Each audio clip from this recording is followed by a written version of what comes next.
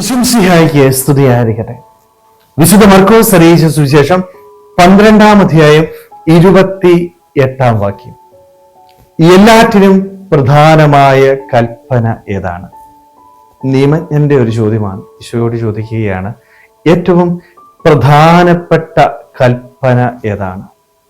ഈശോ അതിനുള്ള ഉത്തരം പറഞ്ഞു കൊടുക്കുന്നുണ്ടല്ലേ. എല്ലാറ്റിനും ഉപരിയായിട്ട് ദൈവത്തെ സ്നേഹിക്കണം, നിന്നെ പോലെ നിന്റെ അയൽക്കാരനെ സ്നേഹിക്കണം.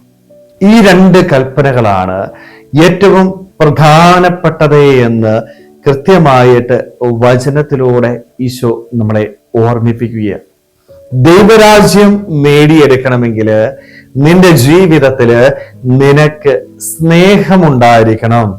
ദൈവത്തെ ആത്മാർത്ഥമായിട്ട് സ്നേഹിക്കുവാനും മറ്റുള്ളവരെ സ്നേഹിക്കുവാനായിട്ടും നിനക്ക് സാധിച്ചാൽ മാത്രമേ നിന്റെ ജീവിതത്തില് ദൈവരാജ്യം നേടിയെടുക്കാനായിട്ട് സാധിക്കത്തുള്ളൂ. ഒരുപക്ഷെ ഇന്ന് സ്നേഹം ഒത്തിരിയേറെ ചൂഷണം ചെയ്യുന്ന ഒരു ലോകത്തിലാണ് നമ്മൾ ജീവിക്കുന്നത്. നമ്മൾ സ്നേഹിക്കാറുണ്ടല്ലേ, തിരിച്ചു കിട്ടും എന്ന് പ്രതീക്ഷിച്ചുകൊണ്ടാണ് നമ്മൾ സ്നേഹിക്കുന്നത്. നമ്മുടെയൊക്കെ സ്നേഹത്തില് ഇന്ന് സ്വാർത്ഥത കലർന്നിരിക്കുകയാണ്. ആരെയും ഞാൻ സ്നേഹിച്ചാലും ആരോട് ഞാൻ വർത്തമാനം പറഞ്ഞാലും എന്റെ ലക്ഷ്യം എന്ന് പറയുന്നത് അവരിൽ നിന്ന് എന്ത് എന്റെ ജീവിതത്തിൽ ലഭിക്കും, എന്റെ ജീവിതത്തിന് എന്ത് ലാഭമാണുള്ളത്. ഈ ഒരു മനോഭാവത്തോടുകൂടി സ്നേഹിക്കുന്ന വ്യക്തികളായിട്ട് മാറിയ ദൈവത്തെ പോലും നമ്മൾ ഇന്ന് സ്നേഹിക്കുന്നത് എന്തിനു വേണ്ടിയാ? ദൈവത്തിൽ നിന്ന് കുറെ കാര്യങ്ങള് നമുക്ക് ആവശ്യമുണ്ട്.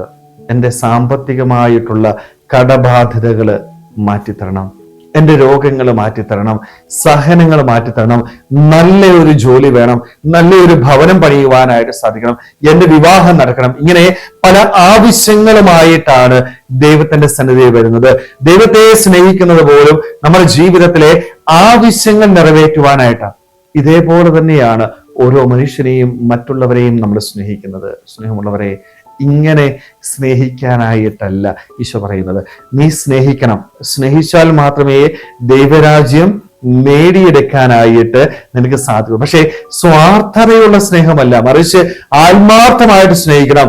ദൈവത്തിൽ നിന്ന് ഒന്നും പ്രതീക്ഷിച്ചുകൊണ്ടല്ലാതെ, മറ്റുള്ളവരിൽ നിന്ന് ഒന്നും പ്രതീക്ഷിക്കാതെ നിസ്വാർത്ഥമായിട്ട് സന്തോഷത്തോടുകൂടി ആത്മാർത്ഥമായിട്ട് സ്നേഹിക്കാനായിട്ട് എനിക്ക് സാധിച്ചാൽ മാത്രമേ എൻ്റെ ജീവിതത്തില് ദൈവരാജ്യം നേടിയെടുക്കാനായിട്ട് എനിക്ക് സാധിക്കത്തുള്ളൂ. സ്നേഹമുള്ളവരെ, അതുകൊണ്ട് നമ്മുടെയൊക്കെ ജീവിതത്തിൽ ഈ സ്നേഹം എത്രമാത്രം ആത്മാർത്ഥതയുള്ളതാണ് എന്ന് നമുക്ക് ചിന്തിക്കാം.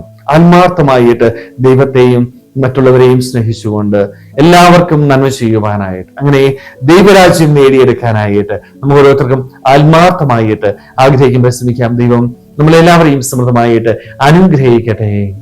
ആമേൻ.